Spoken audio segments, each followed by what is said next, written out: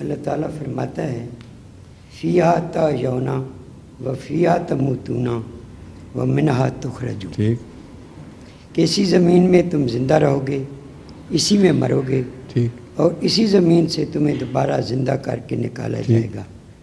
حضرت مسیح موعود علیہ الصلوۃ والسلام فرماتے ہیں کہ کوئی روح بغیر جسم کے نہیں رہ سکتی، ٹھیک، کوئی روح بغیر جسم کے نہیں رہ سکتی۔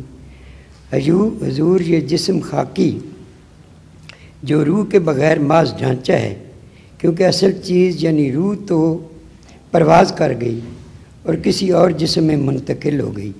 اب سوال یہ ہے کسی کہ جسم میں نہیں منتقل ہوئی، وہی روح جسم بن جاتی ہے، اس کے اندر سے ایک روح اور ایوالو کرتی ہے،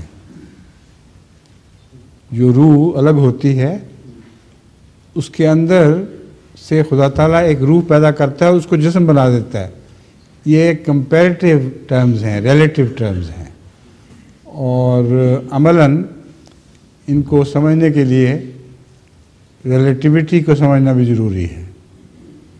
یہ یاد رکھیں کہ مرنے کے بعد روح کی جو بھی شکل ہے آپ اس کا تصور نہیں کر سکتے، مگر حضرت مسیح موعود علیہ السلام کی یہ بات بالکل درست ہے 100%، کہ روح کے اندر سے ایک اور روح پیدا ہو جاتی ہے، اور یہ روح مقابلتاً اتنی کثیف ہوتی ہے کہ وہ اس کو جسم کہہ سکتے ہیں ہم۔ ایک اسی میں اصل سوال رہ گیا ہے، وہ عالم برزخ میں ایک جسم بمہ روح کے موجود ہے، دوسری طرف زمین میں ایک محض ڈھانچہ ہے، تو قرآن فرماتا ہے کہ زمین میں سے نکلے گے، نکالے جائیں گے، تو عالم برزخ الگ زمین ہے۔ قرآن کہا تھا؟ اچھا میں فرعون سمجھ رہا تھا، قرآن کریم بڑا احترام کر رہے ہیں فرعون کا۔ عالم برزخ کوئی الگ زمین ہے، کیونکہ فیہا تحیون و فیہا تموتون و منہا تخرجون، تو وہاں سے کیسے آئے گی روح نیچے، پھر اٹھائی جائے گی، اور کچھ مر گئے، کچھ سڑ گئے۔ آپ قرآن کریم کوئی اپنی تشریح بند کر دیا کریں مہربانی کر کے، اور پوچھا کریں علماء سے اس کا مطلب۔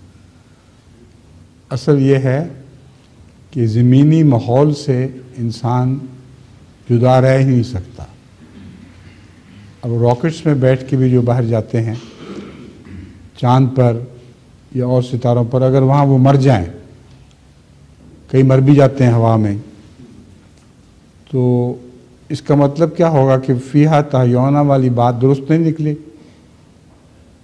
یہ درست ہے، کیونکہ زمین کے ماحول کے بغیر وہ سانس ہی نہیں لے سکتے۔ اپنی زمین کی ہوا اور یہاں کی چیزیں، اجزاء سارے ساتھ لے کے سفر کرتے ہیں، اسی میں زندہ رہتے ہیں اور اسی میں مرتے ہیں۔ ٹھیک ہے؟ نہیں ابھی نہیں پوری تسلی شروع ہوئی۔ عالم برزخ الگ کوئی جگہ ہے؟